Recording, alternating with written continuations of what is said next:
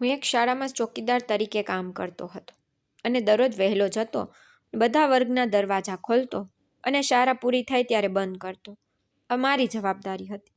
અને કામ માટે તે શાળામાં એક નવી શિક્ષિકા આવી. તે ખૂબ જ સારી અને ખૂબ જ સુંદર હતી. તે મારી સાથે ખૂબ જ સારી રીતે વર્તતી હતી. એકવાર સવારે જ્યારે હું પહેલા શાળાએ ગયો ત્યારે તે ત્યાં હાજર હતી. મને તેણીને જોઈને આશ્ચર્ય થયું, કારણ કે હું પહેલા શાળાએ જતો તે પહેલી શિક્ષિકા હતી જે મારાથી પહેલા આવતી. મને લાગ્યું કે તે વહેલી આવી રહી છે, કારણ કે તે હમણાં જ નોકરીમાં જોડાઈ હતી.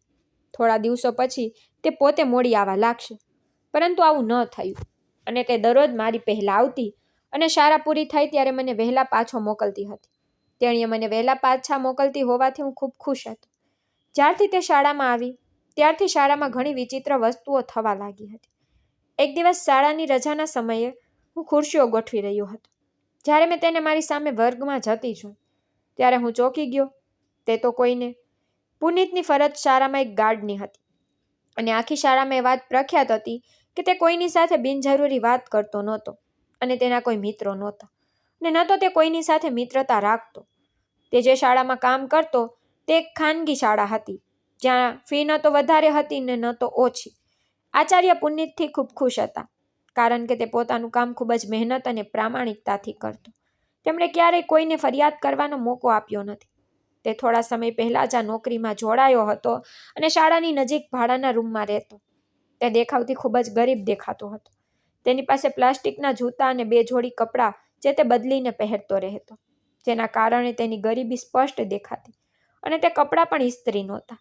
તેની હાલત જોઈને આચાર્ય તેને મદદ કરવા માંગતા હતા અને તેને કહ્યું કે પુનિત, જો તને કોઈ પણ પ્રકારના પૈસાની જરૂર હોય તો ખચકાટ વિના મને કહે અને આ પૈસા રાખ, તે તમારા માટે ઉપયોગી થશે. પરંતુ તેને મદદ લેવાની ના પાડી અને કહ્યું, મેડમ, મને ફક્ત મારી મહેનતના પૈસા જોઈએ. તમે મને મારી મહેનતના લાયક આપો. અને તેણે પ્રિન્સિપાલ પાસે માફી માંગી અને કહ્યું કે જો મારે કોઈની મદદ લેવી જ પડે તો મારે આટલી મહેનત કરવાની શું જરૂર? હું ગમે તેમ કરી લેત. પ્રિન્સિપાલ તેની આ વાતથી ખૂબ જ ખુશ હતા. તેમની પ્રામાણિકતાએ પ્રિન્સિપાલને પ્રભાવિત કર્યા અને આ કારણસર તેમણે તેનો પગાર વધાર્યો, જેથી તેમને થોડો સહારો મળી શકે. તેઓ પોતાના વિશે વધારે કંઈ કહેતા નહોતા. તેઓ પોતાના કામમાં વ્યસ્ત રહેતા અને તેમની પાસે પોતાના જીવન વિશે કોઈને બધું કહેવા માટે સમય પણ નહોતો. આજના સમાજમાં તમારી વાત પોતાની પાસે રાખવી વધુ સારું છે. અને પુનિતે આ વિચાર પોતાનામાં રાખ્યો અને મહેનત અને પ્રામાણિકતાથી પોતાનું કામ કરતો રહ્યો. એક દિવસ પુનિત કોલેજના ગેટ પર પોતાની ફરજ બજાવવા બેઠો હતો ત્યારે એક રિક્ષા આવીને સ્કૂલના ગેટ પાસે આવીને ઊભી રહી. તેમાંથી એક ખૂબ જ સુંદર મહિલા નીકળી. તે રિક્ષાનું ભાડું ચૂકવીને સ્કૂલની અંદર જવા લાગી, પણ પુનિતે તેને રોકી અને કહ્યું કે જો હું પ્રિન્સિપાલને મળવા માંગુ છું, મારે ખૂબ જ મહત્વપૂર્ણ કામ છે, મને અંદર જવા દો. પુનિતે ધીમેથી કહ્યું, મેડમ જુઓ, હું તમને પ્રિન્સિપાલની પરવાનગી વિના અંદર જવા દઈ શકતો નથી. તેણીએ હસીને કહ્યું, તમે તમારી ફરજ પ્રામાણિકપણે કરી રહ્યા છો. મને આ વાતની ખૂબ ખુશી છે. એવું લાગે છે કે તમે અહીં નવા છો, કારણ કે પહેલાનો ચોકીદાર ગેટ પર નહોતો. જ્યારે હું પહેલા આવી હતી ત્યારે તે ચાલીને આવ્યો અને મેં કહ્યું કે હું પ્રિન્સિપાલને મળવા માંગુ છું. તેથી તેણે તરત જ મને અંદર મોકલી દીધી. જ્યારે હું પ્રિન્સિપાલ પાસે ગઈ ત્યારે તે ખૂબ જ સારી રીતે વર્તતી હતી. મેં તેણીને તે ચોકીદાર વિશે કહ્યું કે જ્યારે તે કોઈને પણ તપાસ કર્યા વિના અંદર જવા દે છે ત્યારે તે ચોકીદારને ગેટ પર રાખવાનો શું ફાયદો? પ્રિન્સિપાલે કહ્યું, તમે સાચા છો, તેના વિશે ઘણી ફરિયાદો છે. મને લાગે છે કે તેથી જ તેણે તમને રાખ્યા અને તેને કાઢી મૂક્યો. પુનિતે હસીને કહ્યું, તો પછી મારે તમારાથી ડરવું જોઈએ? છોકરીએ મૂંઝવણમાં પૂછ્યું, કેમ? તો પછી પુનિતે કહ્યું કે તમારું પ્રિન્સિપાલ સાંભળે છે અને તમે મને ગરીબ વ્યક્તિને પણ મારી નોકરીમાંથી કાઢી મૂકી શકો છો. તેણીએ હસીને કહ્યું, ચિંતા કરશો નહીં, તમે તમારું કામ ખૂબ સારી રીતે કરી રહ્યા છો, એટલા માટે તું બચી ગયો. પછી પુનિતે તેને રોકી અને પ્રિન્સિપાલ પાસેથી અંદર જવા દેવાની પરવાનગી લેવા અંદર ગયો. તો તેણે કહ્યું કે હા, મેં આજે મિસ નંદનીને બોલાવી હતી. તેનું નામ પૂછો અને તેને અંદર મોકલો. તે મનમાં વિચારવા લાગ્યો, તેની જેમ તેનું નામ પણ સુંદર છે. તે ગેટ પર પાછો ગયો અને સ્મિત સાથે પૂછવા લાગ્યો, તમે મને તમારું નામ કહો. જો તમારું નામ પ્રિન્સિપાલ મેડમ દ્વારા કહેવામાં આવેલ નામ જેવું જ હોય તો હું તમને અંદર આવવા દઈશ. તેણીએ હળવેથી હસીને કહ્યું, મારું નામ નંદની છે. પુનિતે કહ્યું, ઠીક છે, તમે જઈ શકો છો. તેણે તમારું જ નામ કહ્યું છે. પછી તે પ્રિન્સિપાલની ઓફિસમાં ગઈ. તેણે નંદનીને તેની શાળામાં શિક્ષક તરીકે નોકરી આપવા માટે બોલાવી હતી. તેથી તે આજે તેને મળવા આવી. નંદની ઓફિસમાં જતાની સાથે જ તેને પ્રિન્સિપાલની સામે પુનિતની ખૂબ પ્રશંસા કરી અને તેણે પણ તેની સાથે સંમત થઈને કહ્યું, હા, પુનિત તો એક પ્રામાણિક અને મહેનતુ વ્યક્તિ છે. કારણ કે રજાઓ દરમિયાન મારું પર્સ સ્કૂલમાં રહી ગયું હતું, તેથી તેણે જ સમયે મને ફોન કરીને કહ્યું અને મારા પર્સમાં ઘણા પૈસા હતા. તે દિવસે મેં કોઈ મોટી વસ્તુ ખરીદવા માટે તે પૈસા ઉપાડ્યા હતા. તે પર્સ લાવ્યો તે જ રીતે મને આપ્યો. જો તે કોઈ બીજું હોત તો તેણે મને પર્સ વિશે કહ્યું પણ ન હોત. નંદની પણ પુનિતની આ વાતથી ખૂબ પ્રભાવિત થઈ. આ વાતોમાં પ્રિન્સિપાલ અને નંદની ખૂબ જ મૈત્રીપૂર્ણ બન્યા હતા. તેમણે નંદનીના દસ્તાવેજો જોયા જે તેને નોકરી પર રાખવા માટે એકદમ યોગ્ય હતા. તેથી તેમણે તેને શિક્ષિકા તરીકે રાખી. નંદની બીજા જ દિવસે શાળામાં જોડાઈ ગઈ અને તેનું કામ સારી રીતે કરવા લાગી. આ દરમિયાન પ્રિન્સિપાલ અને નંદની વચ્ચેનો સંબંધ ખૂબ જ સારો બન્યો, જેના કારણે અન્ય સ્ટાફના શિક્ષકો તેની ઈર્ષા કરવા લાગ્યા. થોડા દિવસોમાં નંદનીએ પ્રિન્સિપાલનું દિલ જીતી લીધું કારણ કે તે ખૂબ જ મહેનત કરતી અને પોતાનું કામ ખૂબ જ સારી રીતે કરતી. અને એક દિવસ તે ઘરેથી પ્રિન્સિપાલ માટે પોતાના હાથે બનાવેલી ખીર લાવી, જે તેને ખૂબ ગમી. તે ખીર ખાધા પછી હવે તે તેની ઈચ્છા મુજબ તેના દ્વારા ખીર બનાવવા લાગી હતી. અને જ્યારે પણ તેને તેની જરૂર પડતી કે તેના ઘરે કોઈ મહેમાન આવતા તો નંદની તેના ઘરે જ હતી અને તેને મદદ કરતી, જેના કારણે તે તેની સાથે ખૂબ ખુશ હતી. નંદનીને પુનિતના જીવન પર ખૂબ જ દયા આવતી, જે ખૂબ મહેનતુ અને મુશ્કેલીથી પોતાનું જીવન વિતાવી રહ્યો હતો. તેની આદતો ખૂબ જ સરળ હતી. તેને જે ખાવા માટે મળતું તે ખાતો, જ્યાં બેસવાની જગ્યા મળતી ત્યાં તે બેસી જતો. તેની પાસે એક સસ્તો નોકિયા મોબાઈલ હતો, જેમાં અવાજ કપાઈને આવતો. તેના મોબાઈલની હાલત જોઈને પ્રિન્સિપાલે તેને એક જૂનો સિંગલ ટચ મોબાઈલ આપવાનું વિચાર્યું અને તેના ઘરના ન વપરાયેલ ફોન શાળામાં લાવ્યા. પુનિતને ઓફિસમાં બોલાવીને તેણે તેને કહ્યું, આ મોબાઈલ રાખો. તું એકલો કંટાળી જતો હશે, હું તને રિચાર્જ પણ કરાવી દઈશ. તું આનાથી પોતાનું મનોરંજન કરી શકે છે. પરંતુ તેણે તે મોબાઈલ લેવાની ના પાડી, કારણ કે તેને આ બાબતોમાં રસ નહોતો, કોઈ શોખ પણ નહોતો. શાળામાં કામ કરતા કાર્કની પુનિતની ઈર્ષા કરવા લાગ્યા. તેઓ માનતા કે અમારામાંથી કોઈમાં પ્રિન્સિપાલ સાથે મફતમાં વાત કરવાની હિંમત નથી. પુનિત અને નંદની છે જે પ્રિન્સિપાલને તેના ઘરે પણ મળે છે. તેઓ તેના ઘરના કામમાં પણ મદદ કરે છે.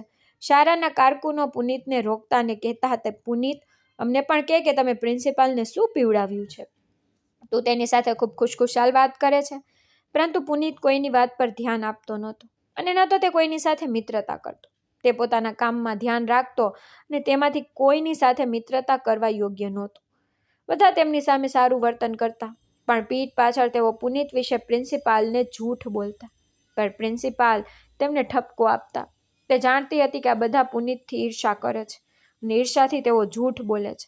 તેથી જ તે કોઈનું માનતી નહોતી. બધા ગુપ્ત રીતે વાર્તાઓ બનાવતા હતા અને તેની મજાક પણ ઉડાવતા હતા. કેટલાક લોકો તેને નંદની વિશે પાગલ પણ કહેવા લાગ્યા હતા, પણ તે તેમની વાતો સાંભળતો અને અવગણતો હતો. વર્ગ શિક્ષકો પણ નંદનીને ટોણા મારતા હતા, પરંતુ જવાબમાં તે તેમની સાથે ખૂબ જ નરમાશથી અને ખૂબ જ પ્રેમથી વાત કરતી. તેનું વર્તન જોઈને કેટલાક સારા શિક્ષકો તેના મિત્ર બની ગયા અને ઘણાને તેની ઈર્ષા થવા લાગી. આજે પ્રિન્સિપાલના ઘરે તેના દીકરાના લગ્નની તૈયારીઓ શરૂ થઈ રહી હતી અને આ કામ માટે તેણે રજાઓ પછી પુનિતને તેના ઘરે બોલાવવાનું શરૂ કર્યું. અને પ્રિન્સિપાલે નંદનીને પણ એવું જ કહ્યું હતું, પરંતુ તેણે પ્રિન્સિપાલ પાસે માફી માંગી હતી, કારણ કે તેની માની તબિયત ખરાબ હતી અને તેને ઘરે જઈને તેને ખાવાનું આપવું પડતું. પુનિતને રજા વખતે નંદની ધીમેથી કહેવા લાગી કે તું જા, તારે પ્રિન્સિપાલના ઘરે જવું પડશે. મારે થોડું કામ છે, હું તે કરીશ અને શાળાને તાળું મારીને ચાલી જઈશ. તે સરળતાથી તેની વાત માની ગયો અને ચાલ્યો ગયો અને તે દરરોજ તેને વહેલો મોકલી દેતી હતી. નંદનીએ પ્રિન્સિપાલને આ વાત કહેવાની મનાઈ કરી હતી. તેણે કહ્યું કે તે ગમે તેમ પરેશાન થશે. હું મારું કામ પૂરું કર્યા પછી સ્કૂલ બંધ કરીશ અને જતી રહીશ. તું પ્રિન્સિપાલને કહેતો નહીં. તે સરળતાથી તેની વાત માની ગયો અને પછી તેણે તેની સ્કૂલની ચાવીઓ આપી અને પ્રિન્સિપાલને કંઈ કહ્યું નહીં. નંદની તેની આ વાતથી ખૂબ ખુશ હતી અને પુનિત સાથે ખૂબ જ નરમાશથી અને પ્રેમથી વાત કરતી. સમય આ રીતે પસાર થતો ગયો અને એક દિવસ રજાના થોડા સમય પહેલા નંદની તેના પિતાનો ફોન આવ્યો. તેમણે કહ્યું કે તેની માને ચક્કર આવી ગયા અને તે નીચે પડી ગઈ. તેઓ તેને ખૂબ મુશ્કેલીથી ભાનમાં લાવી હોસ્પિટલમાં લાવ્યા છે, કારણ કે પડવાને કારણે તેની માતાનું માથામાં કંઈક સાથે અથડાયું. તેના માથામાંથી લોહી વહેવા લાગી. તેઓ તેને ખૂબ મુશ્કેલીથી હોસ્પિટલ લાવ્યા છે. તેને બોટલ આપવામાં આવી રહી છે. આ બધું સાંભળીને નંદની રડવા લાગી. પ્રિન્સિપાલે નંદનીને સાંત્વના આપી અને પુનિતને પોતાની ગાડી આપી અને તેને કહ્યું કે તેને તેના હોસ્પિટલ લઈ જાય અને તેમણે પુનિતને થોડા પૈસા પણ આપ્યા અને કહ્યું કે તું આ પૈસા રાખ, જો હું નંદનીને આપીશ તો તે લેશે નહીં, તું ત્યાં જઈને તેની માતાની દવાઓ વગેરેનું બિલ ચૂકવી દે. પુનિતે પૈસા લીધા અને ઝડપથી નંદનીને ગાડીમાં બેસાડી તે પાછળ બેઠી અને રડતી રહી. પુનિતે તેને સાંત્વના આપી. નંદનીને તેના શબ્દોથી ખૂબ જ સાંત્વના મળી. જ્યારે તે બંને હોસ્પિટલ પહોંચ્યા ત્યારે પુનિતે કાર પાર્ક કરી અને હોસ્પિટલની અંદર ગયો. તે એક સરકારી હોસ્પિટલ હતું. ત્યાં ઘણી ગર્દી હતી. તે નંદનીની માનો રૂમ શોધવા લાગ્યો. હોસ્પિટલ ખૂબ મોટું હતું. તેમાં રૂમ શોધવો ખૂબ જ મુશ્કેલ હતો. તેથી જ નંદનીએ તેના પિતાને ફોન કર્યો તો તેમણે તેમને ઇમરજન્સી વિભાગ વિશે જણાવ્યું. તેઓ શોધખોળ કરીને ત્યાં પહોંચ્યા. તેની મા વેન્ટિલેટર પર હતી. નંદની ત્યાં પહોંચતાની સાથે જ તેની માએ તેની તરફ જોયું અને તે વેદનામાં ઝૂકી ગઈ અને તેની માને ગળે લાગી ગઈ અને તેને પ્રેમ કરવા લાગી.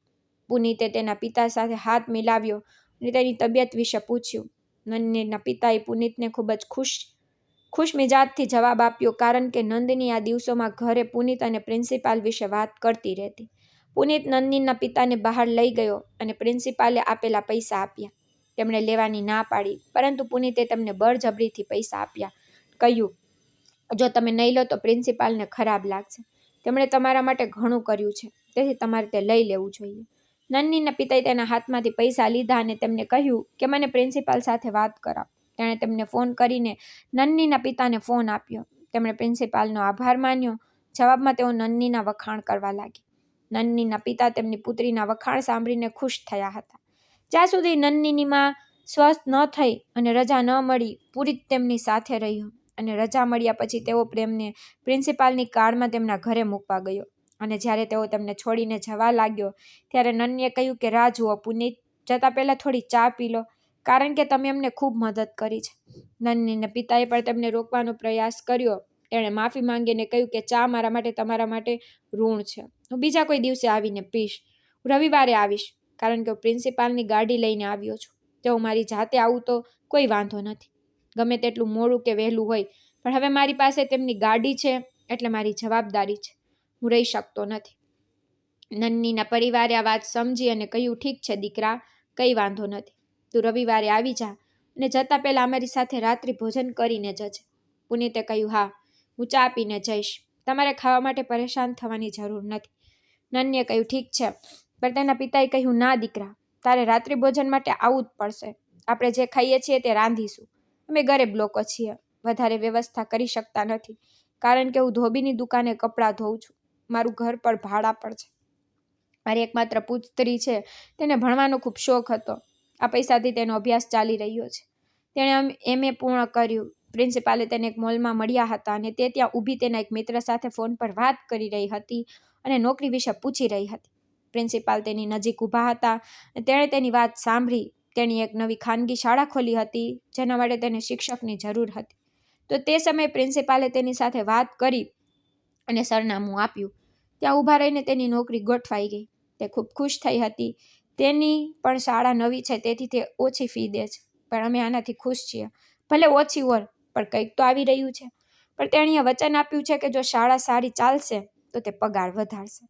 વાત કરતી વખતે નંદની તેના રસોડામાંથી એક જૂના કપમાં પુનિત માટે ચા લાવી અને તેને આપવા લાગી. તેના પિતાએ કહ્યું, પી લે દીકરા. ચા જોઈને તે હસ્યો. ઝડપથી ચાનો કપ ઉપાડીને પીવા લાગ્યો.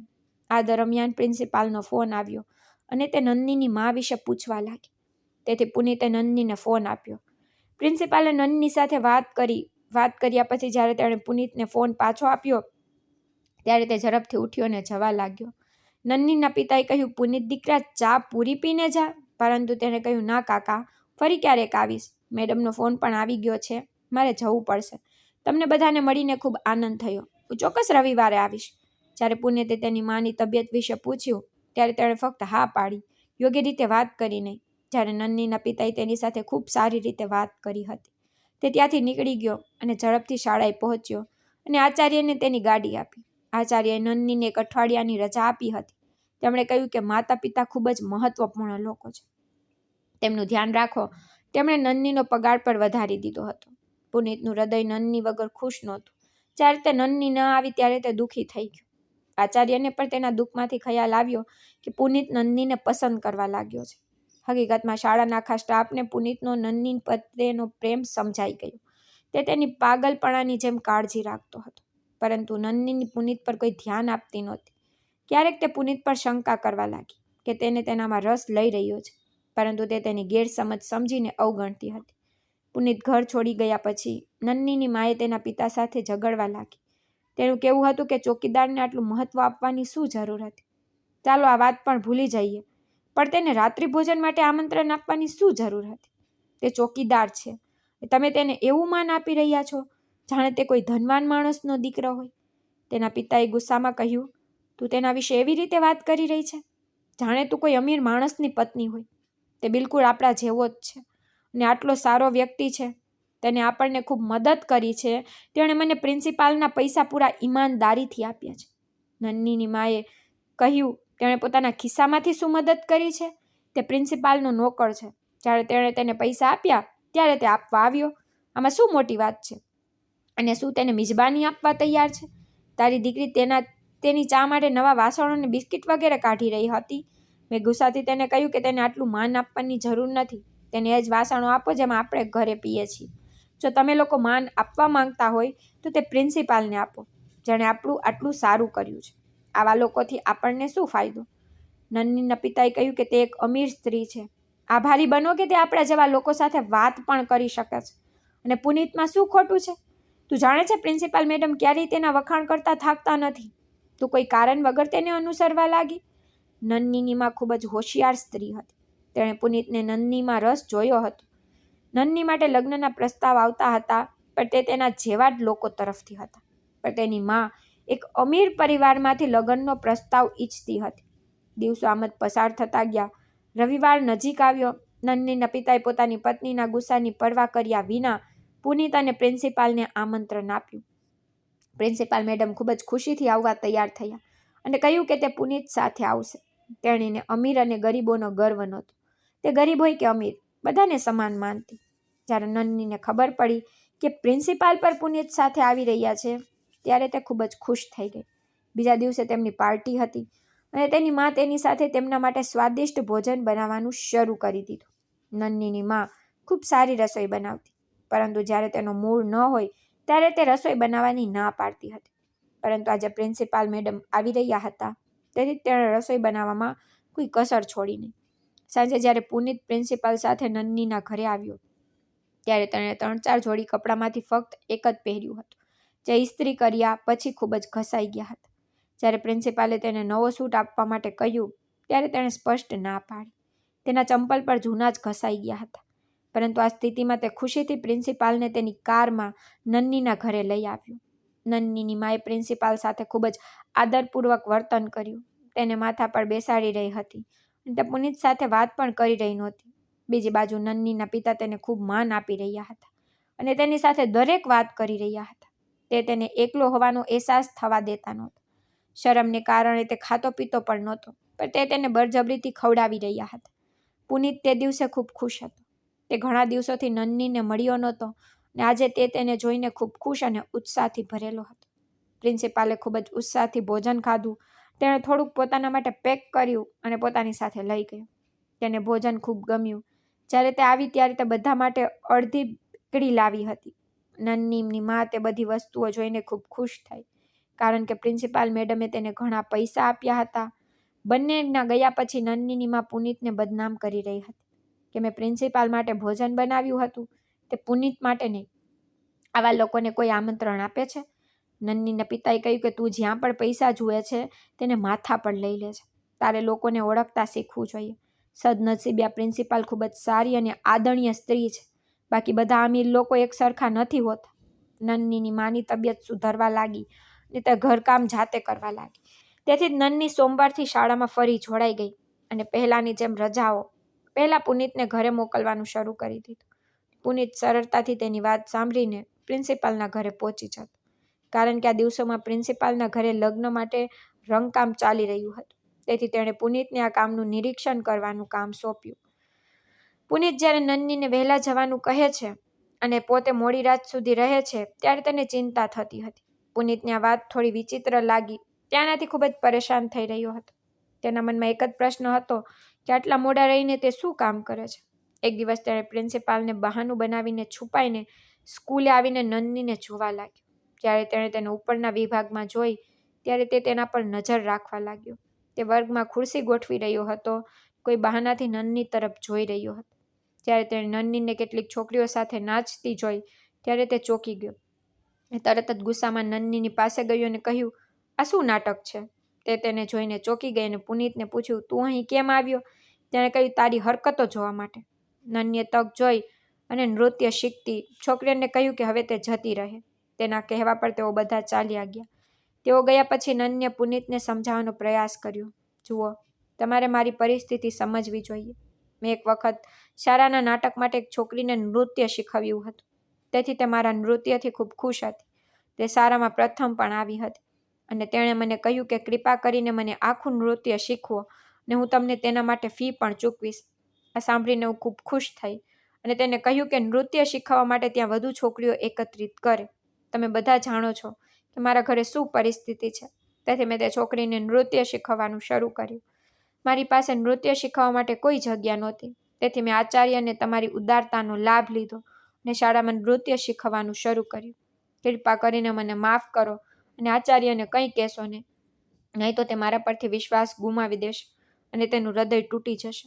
હું આજથી ફરી ક્યારેય આવું નહીં કરું. બધાને ડાન્સ શીખવવાનું પણ બંધ કરીશ. પુનીતે ઊંડો શ્વાસ લીધો અને કહ્યું, હું તારું રહસ્ય એક શરતે રહસ્ય રાખી શકું છું કે તું મારા પર વિશ્વાસ કર અને મારી સાથે લગ્ન કર. હું બ્લેકમેલ નથી કરી રહ્યો. એ તો મારા પ્રેમનો જુસ્સો છે કે હું તને પ્રેમ કરું છું. હું તારા વગર રહી શકતો નથી. સાંભળીને નન્ની ગુસ્સે થઈ ગઈ અને કહ્યું, જા અને પ્રિન્સિપાલને કહી દે. તું રાહ જો, હું તેને ફોન કરીને હમણાં જ આખું સત્ય કહીશ. તેની પાસે માફી પણ માંગીશ. મને તેના પર પૂરો વિશ્વાસ છે કે તે મને માફ કરશે. તું મને આટલી નાની વાત છુપાવવા માટે આટલી મોટી વાત કહી રહ્યો છે? તારા અને મારા અભ્યાસ વચ્ચેનો તફાવત તો જો. તું 12મું પાસ પણ નથી કર્યું અને મેં MA કર્યું છે. મને મારા પર ખૂબ વિશ્વાસ છે કે એક દિવસ મને ખૂબ સારી નોકરી મળશે. પછી હું મારા જેવા શિક્ષિત છોકરા સાથે લગ્ન કરીશ. તારે મારા વિશે સપના જોવાનું બંધ કરવું જોઈએ. તારા જેવી ઓછી શિક્ષિત છોકરી સાથે લગ્ન કરવા જોઈએ. મારી વાત સાંભળ. તું તેનાથી ખૂબ ખુશ રહીશ. હા, તે મને ખૂબ મદદ કરી છે. એટલે જ હું આ માટે તને કંઈ નહીં કહું. દરેક સ્વપ્ન જોવાનો અધિકાર છે અને તે સ્વપ્ન જોઈ શકે છે. પરંતુ વ્યક્તિએ તેની આસપાસના લોકો સાથે સ્વપ્ન જોવું જોઈએ જેથી તેના સપના સરળતાથી પૂરા થઈ શકે. પુનીતે પૂરા આત્મવિશ્વાસ સાથે કહ્યું, મને મારા ભગવાનમાં સંપૂર્ણ વિશ્વાસ છે. તે ચોક્કસ મારું સ્વપ્ન પૂરું કરશે. નન્નીએ ગુસ્સામાં કહ્યું, હું તમારી વાત પર હસી રહી છું. મને ખબર નથી કે તમે શું વાત કરી રહ્યા છો. આટલું કહીને તેણે પ્રિન્સિપાલને ફોન કર્યો. રડતા રડતા તેણે પ્રિન્સિપાલને બધું કહ્યું અને પુનીતના લગ્ન વિશે પણ કહ્યું. આ બધું સાંભળીને પ્રિન્સિપાલે ઊંડો શ્વાસ લીધો અને તેને કહ્યું, તું એટલી પરેશાન ન થા. આ એટલી મોટી વાત નથી કે તું ટેન્શન લઈ રહી છે. હા, તે નાનો ગુનો કર્યો છે. તને તેની સજા પણ મળશે. પણ હું આ સજા પછી આપીશ. તેણે પ્રિન્સિપાલ પાસે પોતાની ભૂલો માટે માફી માંગી ફોન કાપી નાખ્યો. આ પછી તે તેના ઘરે આવી. તેની ચિંતા તેના ચહેરા પર સ્પષ્ટ દેખાતી હતી.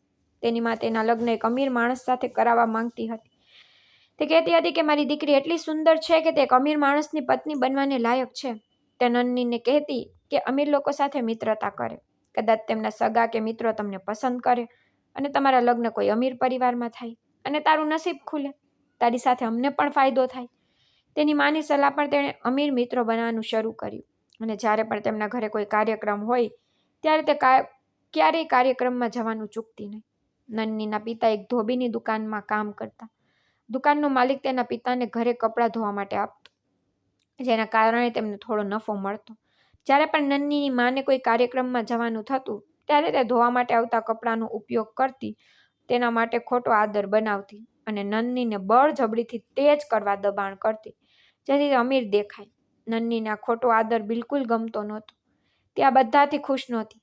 તેની માં ગુસ્સે હતી તેથી નન્નીને તે કપડાં પહેરવાની ફરજ પડતી. તેની માં હજારો પ્રયત્નો છતાં પણ નન્નીનું નસીબ ચમક્યું નહીં. તેના કોઈ પણ મિત્રના સંબંધીઓને તે ગમતી નહોતી અને તેના મિત્રોને પણ ખૂબ જ પૈસાદાર પ્રસ્તાવો મળતા હતા અને તે તેમની રાહ જોતી રહી. તેના કોઈ પણ મિત્રએ નન્નીને પોતાની ભાભી બનાવી નહીં, જેના કારણે તેને ખૂબ ખરાબ લાગ્યું. તેના મિત્રના કાર્યક્રમમાંથી પાછા ફરતી વખતે નન્નીએ તેની માને સ્પષ્ટપણે ના પાડી કે તે ફરી ક્યારેય આવું નહીં કરે. તેથી તેની માં પણ સંમત થઈ ગઈ અને નન્ની માટે એક સંબંધ કરનારને બોલાવી તેને ખૂબ જ પૈસાદાર પ્રસ્તાવ દેખાડવા કહ્યું કે મારી પુત્રી ખૂબ સુંદર છે. દિવસો આમ જ પસાર થયા, પણ સંબંધ દેખાડનારે તેમના પ્રસ્તાવનો કોઈ જવાબ ન આપ્યો. તેમના ઘરનું વાતાવરણ અને ગરીબી જોઈને કોઈ તેમના ઘરે પૈસાદાર પ્રસ્તાવ લાવવા તૈયાર ન થયું. તેથી તેની મા તેના લગ્ન એક ધનિક વૃદ્ધ માણસ સાથે કરાવવા તૈયાર થઈ ગઈ, પરંતુ તેને તે પણ મળ્યો નહીં. બીજી બાજુ પુનીતે નન્નીના પિતા સાથે તેના અને તેના લગ્ન વિશે વાત કરી. પુનીતના પિતાએ જવાબ આપ્યો કે ઘરે મળો અને પછી આપણે વાત કરીશું. તેથી તે વાત કરવા તેના ઘરે ગયો. ઘરે મળ્યા પછી તેમની વચ્ચે કંઈક એવી વાત થઈ, તેના પિતા તરત જ તેને પ્રસ્તાવ આપવા સંમત થયા. તેના પિતા પાસેથી આ સાંભળીને તેની માએ ખૂબ જ હોબાળો મચાવ્યો, પરંતુ તેનો હોબાળો કોઈ કામનો નહોતો, કારણ કે તેના પિતાએ તેની માનો એક પણ શબ્દ સાંભળ્યો નહીં અને મંદિરમાં ખૂબ જ સાદા લગ્ન માટે સંમત થઈ. નન્ની પણ આ પ્રસ્તાવ માટે સંપૂર્ણપણે તૈયાર નહોતી. તેણે આ પ્રસ્તાવ પર તેની મા વતી હોબાળો મચાવ્યો, પરંતુ તેના પિતાએ તેની વૃદ્ધાવસ્થાનો ઉલ્લેખ કરીને નન્નીને કહ્યું કે દીકરી, તારી મા ઘણા સમયથી તારા માટે એક ધનવાન જોડી શોધવાનો પ્રયાસ કરી રહી હતી, પરંતુ કોઈ સારો સંબંધ મળી શક્યો નહીં. હા, હું સમજ છું કે પુનીત ચોક્કસ ગરીબ છે, પરંતુ તેણે મને વચન આપ્યું છે કે તે સારી નોકરી મેળવવા માટે શ્રેષ્ઠ પ્રયાસ કરશે અને અમારી સાથે અમારા ઘરમાં રહેશે અને અમારા વૃદ્ધાવસ્થાનો સહારો બનશે, જેનો ફાયદો તેને અને અમારા બંનેને થશે. મને તેના પર પૂરો વિશ્વાસ છે. તે તારી ખૂબ સારી સંભાળ રાખશે, તને કોઈ મુશ્કેલીનો સામનો નહીં કરવા દે. જ્યારે નન્નીને તેના પિતાએ સમજાવી કે તેણે આ સંબંધને પોતાના માન, જો અમને કંઈક થાય તો તું ક્યાં જઈશ? કયો શિક્ષિત છોકરો તારી રાહ જોઈ રહ્યો છે જે તારી સાથે લગ્ન કરશે? જ્યારે નન્ની તેના પિતાના સમજાવવા પછી સંમત થઈ ગઈ, ત્યારે તેની મા વધુ ગુસ્સે થઈ ગઈ કે નન્ની જ તેમના માટે એક માત્ર સહારો છે જે આ સંબંધનો ઇનકાર કરી શકે છે, પરંતુ તેણે પણ તેના પિતાનો પક્ષ લીધો. નન્ની આ માટે સંમત થઈ કારણ કે તે તેના પિતાની સમસ્યાઓ વધુ વધારી શકતી નહોતી. ઓછામાં ઓછું તેના પિતાને પુનીતથી લાભ તો મળશે, ઓછામાં ઓછું તેઓ વધુ સારા રહેશે, તે તેના માતા અને પિતા માટે સહારો બનશે. તેથી જ તેણી લગ્ન માટે સંમત થઈ ગઈ. પછી જ્યારે નન્નીના પિતાએ તેની માને પોતાનો ગુસ્સો બતાવ્યો, ત્યારે તેણે પણ સંમતિ આપી, પરંતુ તેણીએ પુનીત તરફ જોયું પણ નહીં. ન તો તેણીએ તેને કોઈ માન આપ્યું કે ન તો તેણીએ તેને ક્યારેય તેના ઘરના જમાઈનો દરજ્જો આપ્યો. પુનીત અને નન્નીના લગ્ન નજીકના મંદિરમાં થયા.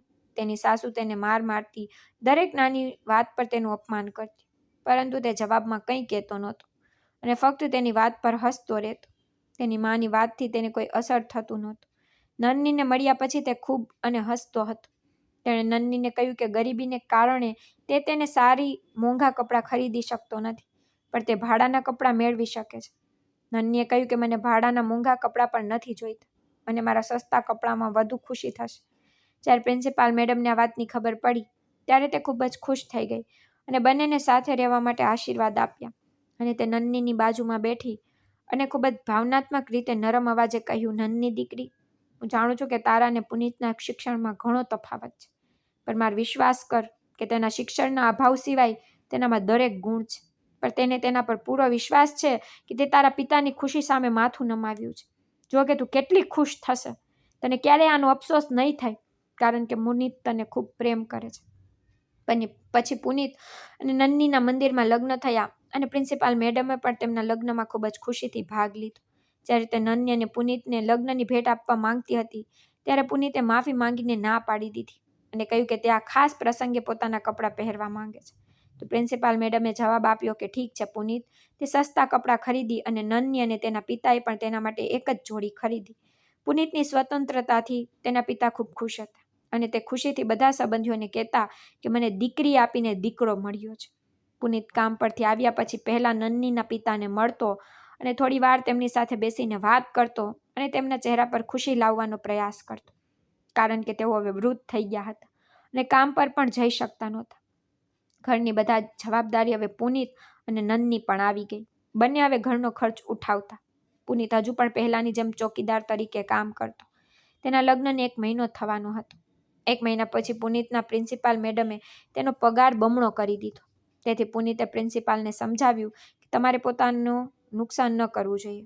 તેથી તેણીએ ખુશીથી કહ્યું કે મેં તમારી નોકરી બદલી છે, તમે હવે ઓફિસમાં એકાઉન્ટિંગનું કામ જોશો. મને તમારી પાસેથી એટલી આશા છે કે તમે આ કામ આરામથી કરશો. છેવટે તમે 12મું પાસ કર્યું છે. જો તમને કોઈ સમસ્યા હોય તો તમારી પત્ની નન્નીને પૂછો, તે ભણવામાં ખૂબ જ સારી છે. તે ખુશ થઈ ગયો અને આભાર માનવા લાગ્યો અને ઘરે ગયો અને પોતાનો આખો પગાર તેના સસરાના હાથમાં મૂકી દીધો અને કહ્યું કે હવે તમે મારા પિતા છો. ભલે તમે મારા સાચા પિતા ન હોય, પણ તમે મને તમારો પુત્ર માન્યો છે. તે ના પાડતા રહ્યા અને કહેતા રહ્યા કે તે આ પૈસા લઈ શકતા નથી. તમારે બંને પતિ પત્નીને રાખવા જોઈએ. પણ નન્નીએ કહ્યું કે જ્યારે પુનીતે તમને દીકરાની જેમ અને માતા પિતાની જેમ માન આપ્યું છે, તો તમારે તમારી મહાનતા બતાવીને ના પાડવી જોઈએ નહીં, નહીંતર તેનું હૃદય તૂટી જશે. નન્નીના પિતાએ તે પૈસા લઈ લીધા અને ઘરનો ખર્ચ ચલાવવા લાગ્યા. નન્નીની માં હંમેશા પુનીતથી નારાજ રહેતી. તે કહેતી કે અમારી દીકરી ખૂબ જ સુંદર હતી, પણ તેને આ અભણ પુનીતને સોંપીને તેને બરબાદ કરી દીધી. અત્યાર સુધી નન્નીની માં પુનીતને નફરત અને અનાદરથી જોતી હતી. તે કહેતી કે તે મારી દીકરીને તારા ઝાડમાં ફસાવી છે, નહીંતર મારી દીકરી તો મહેલોમાં રહેવા માટે લાયક હતી. તેના પિતા તેના લગ્ન કરાવવા માટે ઉતાવળમાં હતા, નહીંતર તે ક્યારેય તારી પત્ની બનવા તૈયાર નહોતી. તેમની વાત સાંભળ્યા પછી પુનીતે જવાબમાં કંઈ કહેતો નહીં અને ચૂપ રહેતો. આટલું બધું કર્યા પછી પણ તેની સાસુ તેનાથી ખુશ નહોતી. દિવસો આમ જ પસાર થતા ગયા અને પુનીતે હપ્તા પર બાઇક ખરીદી અને પછી બંને સાથે સ્કૂલ જવા લાગ્યા. બંને એક સાથે ખૂબ ખુશ હતા. નન્નીના મિત્રો નન્નીને આશ્ચર્યથી કહેતા કે તું ખૂબ જ શિક્ષિત છે અને તે એક અભણ ચોકીદાર સાથે લગ્ન કર્યા. પછી તે તેમને જવાબ આપતી કે તે તેનાથી ખૂબ જ ખુશ છે. 2-3 દિવસ આમ જ પસાર થયા. જ્યારે રવિવાર હતો ત્યારે પુનીત અને નન્ની દર રવિવારે ફરવા જતા. હમણાં તેઓ જવાની તૈયારી કરી રહ્યા હતા ત્યારે અચાનક પુનીતને ફોન આવ્યો કે તેની માં ખૂબ બીમાર છે. આ સાંભળીને તે ગુસ્સે થઈ ગયો અને દુઃખમાં કહ્યું કે નન્ની, જલ્દી આવ, મારી માં ખૂબ બીમાર છે. નન્નીના પિતા પણ તેમની પાછળ ઓટો રિક્ષામાં ગયા. જ્યારે પુનીતને તે એક ખૂબ મોટા ઘરની સામે ઓટો રિક્ષા રોકી અને નીચે ઉતરીને નન્નીને અંદર આવવાનો ઈશારો કર્યો, તેના પિતા પણ તેની પાછળ ગયા. જ્યારે પુનીત અંદર ગયો ત્યારે બંને પતિ પત્ની એકસાથે બેઠા હતા અને ચા પી રહ્યા હતા. બંને ઊભા થઈને તેને મળ્યા. નન્નીને જોઈને આશ્ચર્યચકિત થઈ ગયા. પુનીતે કહ્યું કે આ તેમની પુત્રવધુ છે. નન્ની અને તેના પિતા પુનીતને આશ્ચર્યથી જોઈ રહ્યા હતા. પુનીત તેમને ગળે લાગ્યો અને તેને નન્ની અને તેના સંબંધ વિશે જણાવ્યું. બંને પતિ પત્ની એકબીજા તરફ જોઈને એકબીજાને આંખોથી કંઈક કહ્યું. પછી પુનીતની માએ નન્નીને ગળે લગાવીને કહ્યું, અરે આપણી વહુ તો ખૂબ જ સુંદર છે. નન્ની શરમાઈ ગઈ. તેણે નન્નીના પિતાને પણ આદરપૂર્વક બેસાડ્યા અને કહ્યું કે પુનીત ખૂબ જ શિક્ષિત યુવાન છે અને તેમનો એકમાત્ર દીકરો છે. તે સોનાની ચમચી સાથે જન્મ્યો હતો. તેના પિતાને હું હંમેશા લડતા રહેતા. અમારી લડાઈ વધી ગઈ અને તે મારા પર ગુસ્સે થઈને ઘરની બહાર બીજા શહેરમાં ચાલ્યો ગયો. પુનીતે તેને રોકવાનો ઘણો પ્રયાસ કર્યો, પરંતુ તેણે તેની અવગણના કરી અને ચાલ્યા ગયા. આ વાતથી પુનીત ખૂબ જ દુઃખી થયો. પછી તેની માએ પણ તેના પતિને સંદેશો મોકલ્યો કે તે તેનું ઘર છોડી રહી છે. પુનીત તેને પણ રોકતો રહ્યો, પણ તે અટકી નહીં. ઘરમાં જૂના વફાદાર નોકરો હતા. પુનીતે ઘણીવાર તેના પિતાને સમજાવવાનો પ્રયાસ કર્યો અને તેને ધમકી આપતો કે તે તેને છોડી દેશે. તેણે કહ્યું કે તું એક અમીર પિતાનો પુત્ર છે, પણ તારી માને હું એકબીજાને સહન કરી શકતા નથી. પુનીતે કહ્યું કે હું તારો એકમાત્ર પુત્ર છું. હું એકબીજા સાથે મિત્રતા રાખવા માંગુ છું. પરંતુ બંનેમાંથી કોઈ પુનીતની વાત સમજી શક્યા નહીં. તેણે કહ્યું કે અમારું નાનું કુટુંબ છે, પરંતુ તે બંને ઘમંડી હતા અને ગુસ્સામાં પુનીતે તેમની સંપત્તિનો અસ્વીકાર કર્યો. તેણે કહ્યું કે તેને તેમની સંપત્તિની જરૂર નથી, તેને ફક્ત શાંતિની જરૂર છે. આ કારણે તે ગુસ્સામાં ત્યાંથી ચાલ્યો ગયો. બધાને ગયા પછી પુનીત ઘરમાં એકલો પડી ગયો. તેણે તેની મેટ્રિકની ડિગ્રી અને તેના પર્સમાં જે કંઈ હતું તે બધું લીધું અને ઘર છોડીને પાછો આવ્યો અને પ્રિન્સિપાલ મેડમની શાળામાં ચોકીદારની નોકરી માંગી અને તેણીએ તેને નોકરી આપી. આ રીતે પુનીત ગરીબ હોવાનો ઢોંગ કરીને કામ કરવાનું ચાલુ રાખ્યું અને નન્ની સાથે લગ્ન કર્યા. જ્યારે તેના પિતાને ખબર પડી કે તે ઘર છોડીને ગયો છે ત્યારે તે ખૂબ જ નારાજ થઈ ગયા અને તેને શોધવા લાગ્યા. દીકરાને કારણે બંને પતિ પત્ની મિત્રો બની ગયા. જ્યારે તેની માને તેની બીમારીનું નાટક કર્યું ત્યારે તે દોડીને આવ્યો. નહીતર તેઓએ તેને પહેલા ઘણીવાર સમજાવ્યો હતો. તે ઘરે આવવાનું વિચારતો પણ નહોતો. જ્યારે તેઓએ જોયું કે તે નન્ની પર પાગલ છે ત્યારે તેઓએ તેનાથી માફી માંગી અને ફરી ક્યારેય એકબીજા સાથે લડવાનું નહીં વચન આપ્યું. પુનીતે રડતા રડતા કહ્યું કે લડવાનો અને સાથે રહેવાનો શું ફાયદો? તમારા ઝઘડાઓને કારણે મારું આખું બાળપણ ખૂબ પીડામાં પસાર થયું છે. મારી માં કે મારા પિતાએ હાર માની નહીં. બંનેમાંથી કોઈએ તેમના એકમાત્ર પુત્ર વિશે વિચાર્યું નહીં અને તે કેટલો એકલો છે અને એકલો હતો. જ્યારે તમારા ગર્જના ભર્યા અવાજો ઘરમાં ગૂંજતા ત્યારે મારું નાનું હૃદય ખૂબ ડરી જતું અને હું આખી રાત ડરથી રડતા વિતાવતો.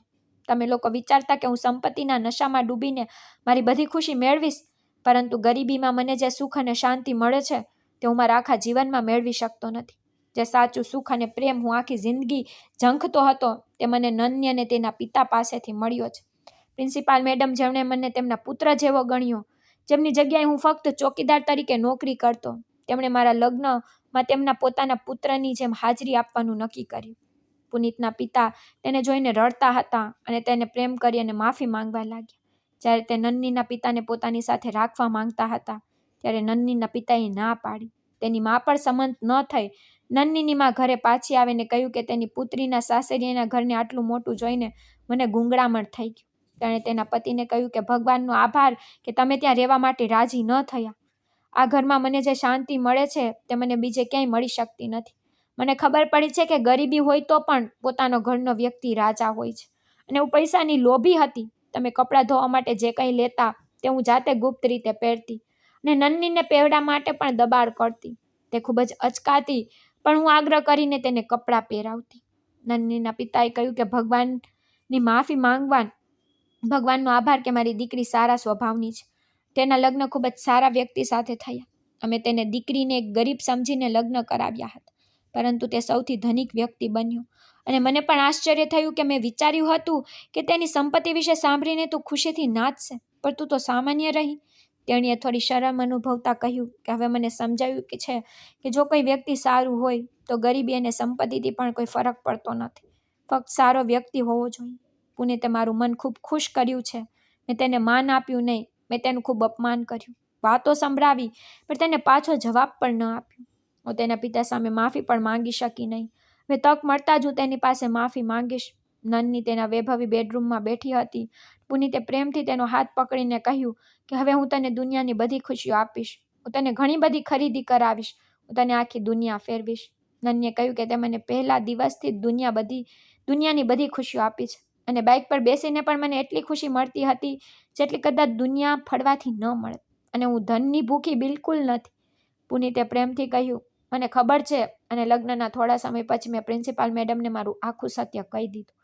તે ખૂબ જ આશ્ચર્યચકિત થઈ ગઈ અને ખૂબ ખુશ પણ થઈ કે નન્નીનું આગામી જીવન આટલું સારું રહેશે. નન્નીએ કહ્યું કે ફક્ત મારા પિતાને સહારો આપો. વધુ ખુશ થઈ અને કંઈ જ માંગીશ નહીં. તેણે કહ્યું કે આપણે તેમને આપણી સાથે રાખીશું અને મારા પિતા પણ આનાથી ખૂબ ખુશ થશે.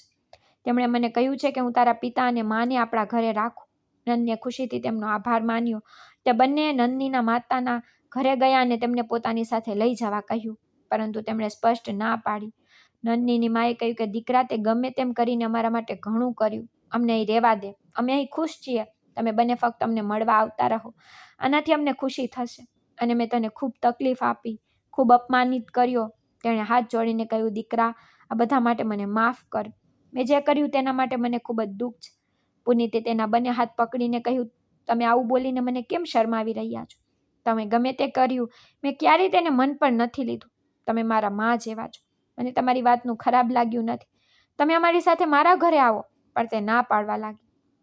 તેને કહ્યું, દીકરા, હું આ સિવાય બધું સ્વીકારીશ, પણ ત્યાં નહીં. અમે ઠીક છીએ. તેના સસરાએ પણ કહ્યું, દીકરા, તું કેમ નારાજ થઈ રહ્યો છે? અમે અહીં બિલકુલ ઠીક છીએ. તો તેણે કહ્યું, આ ખૂબ જ ખોટી વાત છે. હું પણ તમારા ઘરમાં રહેતો હતો. આ મારું ઘર નહોતું, પણ મેં તેને હંમેશા મારું ઘર માન્યું. તેવી જ રીતે તમે મારા ઘરને પોતાનું ઘર માનીને ત્યાં જાઓ. તમે વિચારતા હશો કે જો પુત્રવધૂના માતા પિતા પુત્રીના સાસરિયામાં રહેશે તો તેના સાસરિયાઓ શું કહેશે, પણ એવું નથી. તમે જાણો છો કે મારા પિતાએ મને ઘરે લાવવા મોકલ્યો છે. તે બધું ખુશ થશે તો તમે બંને મારી સાથે રહેશો. બધું સાંભળીને નન્નીએ પણ કહ્યું, હા પિતાજી, આ સાચું કહી રહ્યા છે. તેમણે અમને અહીં લાવવા કહ્યું છે. તમે આવી જાઓ. તમને અહીં આટલી તકલીફ થાય છે અને હવે તો વરસાદની ઋતુ આવી ગઈ છે. વરસાદમાં ઘર ટપકશે તો તમે ચિંતિત થશો અને ઘર પણ તમારું જ. હું તમારા કપડાં પેક કરું છું. તે બંને આટલું કહ્યા પછી સંમત થયા અને તેના ઘરે જવા તૈયાર થયા. પુનિત તેમની મોટી કારમાં તેના વૈભવી ઘરમાં લઈ ગયો. નન્નીના માતા પિતાને ત્યાં જોઈને પુનિતનો પરિવાર ખૂબ જ ખુશ થયો અને તે બંનેને ખૂબ માન આપ્યું. પછી તેઓ ખુશીથી સાથે રહેવા લાગ્યા. થોડા મહિના પછી નન્નીનો ખોરો ભરાઈ ગયો. તેમના ઘરે એક નાની દીકરીનો જન્મ થયો. પુનિત અને નન્નીએ તેનું નામ પરિણીતિ રાખ્યું. આ નામ તે બંને સાથે મેળ ખાતું હતું. તેના નાના નાની અને દાદા દાદી તેને ખૂબ પ્રેમ કરતા. તેમ બંનેના જીવનમાં ખુશીઓ આવી ગઈ. તો મિત્રો, આશા કરું છું કે તમને અમારી વાર્તા ગમી હશે. જો તમને વાર્તા ગમી હોય તો વિડીયોને લાઇક કરો. જો તમે ચેનલ પર નવા છો તો ચેનલને સબસ્ક્રાઇબ કરો અને હા નોટિફિકેશન બેલને ચોક્કસ દબાવો, જેથી તમને આગળની અપડેટ પહેલાં મળે.